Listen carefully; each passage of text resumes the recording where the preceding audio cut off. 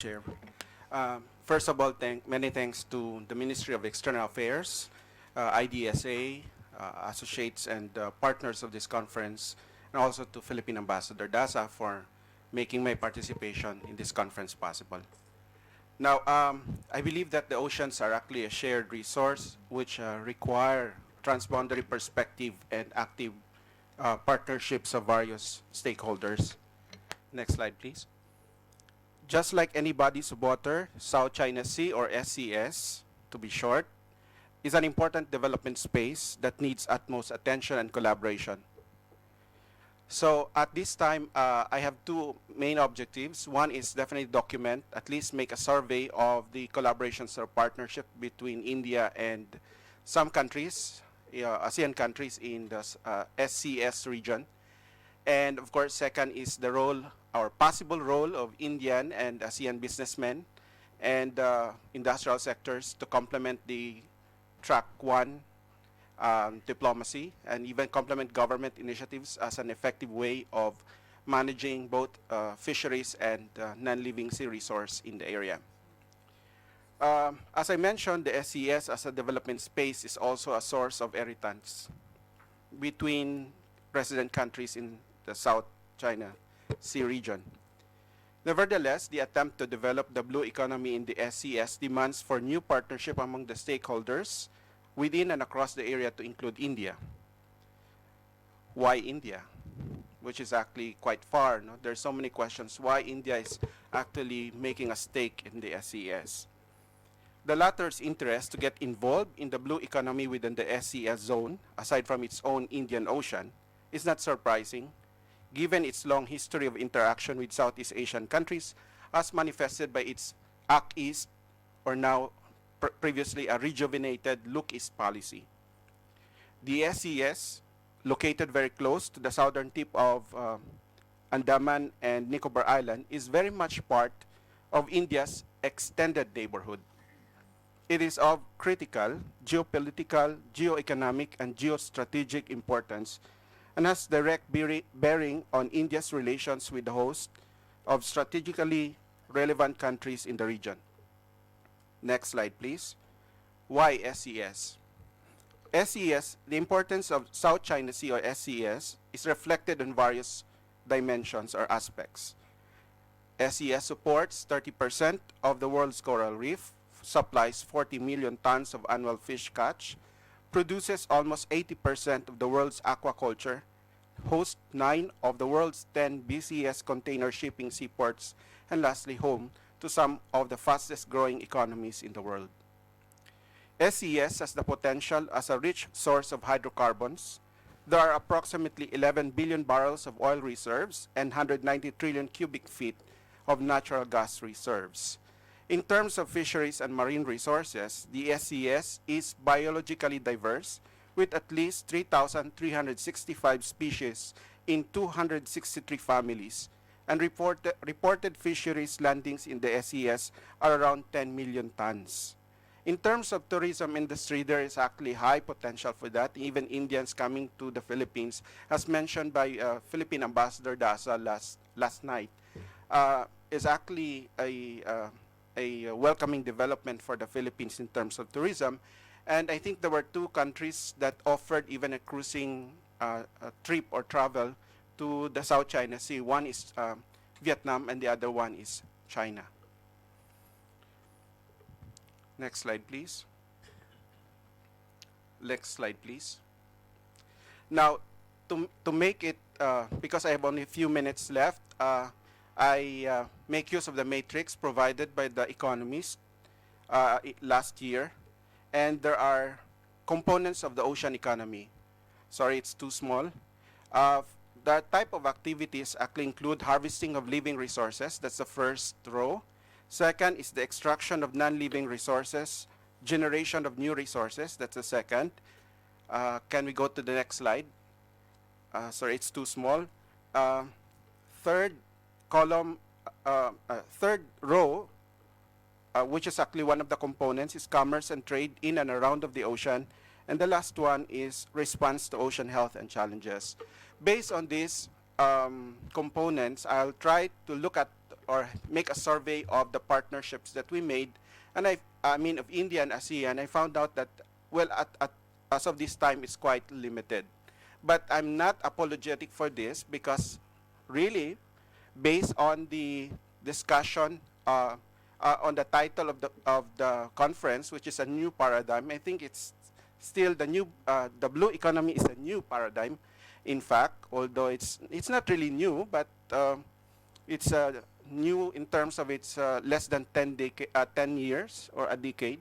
So it's still a new paradigm for cooperation between India and the countries in the SCS region.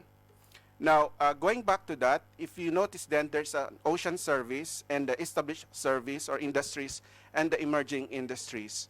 I think there is a good potential for businessmen, both Indians and ASEANs, to collaborate on this later on, because we tend to be comfortable only in the ocean service, particularly in the established fish industries.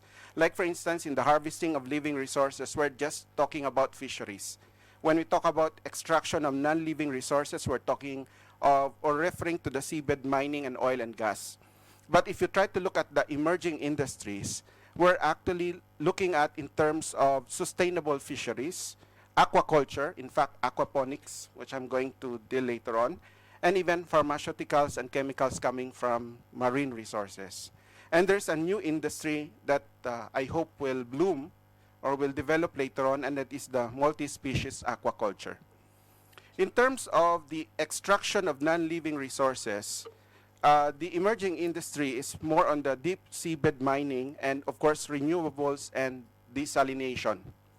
In terms of commerce, we're looking at still on shipping and port infrastructures. I think Prof. Gustral later on will discuss on this. And on tourism and recreation, particularly on coastal development and ecotourism. In terms of response to ocean and health challenges, barely we don't have that yet in terms of the development, because we're looking at in terms even of carbon sequestration, or for the sake of coastal protection and waste disposal. Next slide, please. So, in a survey, I'm not saying that this is the most comprehensive survey, but so far in terms of the partnership in harvesting of living resources, Indonesia has its MOU on cooperation in marine and fisheries in 2011. Vietnam has that MOU also to somehow put forward the cooperation in the field of setting up of pangasius or catfish breeding and farming. I think that this happened in India last 2014. Next slide, please.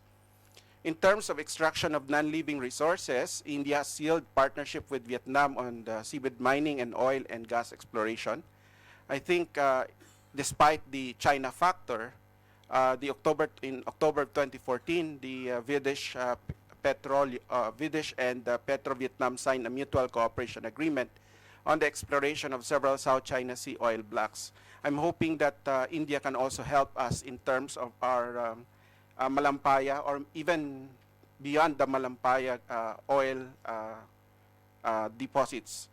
And in the Philippines, I was actually few days ago, I was surprised to see that there's actually the wind farm, and that was actually developed and initiated by an Indian-based company, Energon, an owner of wind power assets in Asia with offices in Bangalore and Manila, and has invested around 110 megawatts of projects under construction in India and the Philippines. And that one is actually in Pilila, Rizal, which is actually facing the South China Sea. Next slide, please. In terms of commerce and trade in and around the ocean, India also contributed in the security of the area, in a way securing the safety of those cargo vessels passing the region.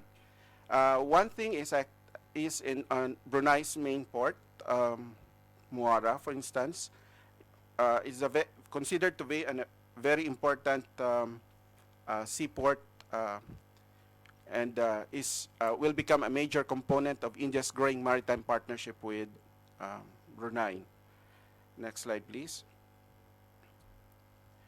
In terms of ocean health challenges, as of now, India, both government and the civil society organizations and the NGOs, has limited participation in the ocean monitoring and surveillance, carbon sequestration, and coastal protection in the area.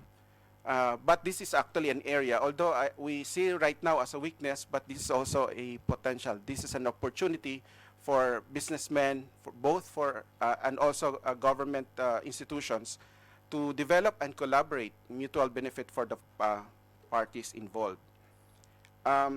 In particular, India too can assist the Philippines in hydrographical surveys as well as mapping of the ocean floor.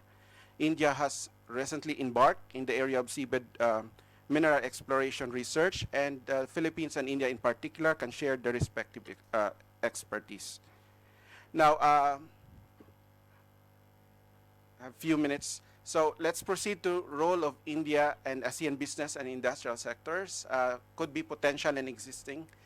Develop and utilization of ocean resources to advance the marine biotechnology, particularly in the field of pharmaceuticals and chemical. Maximize the potential of the seaweeds and grasses thriving in the region for drug materials, considering that India is one of the leading drug producers in the world, and we benefited from that through our Botica ng Barangay, Medicine for the Village. I'm sure the former ambassadors to the Philippines from India will somehow testify on this effectivity, and we really appreciate on that. But in particular, we use of the carrageenan as an HIV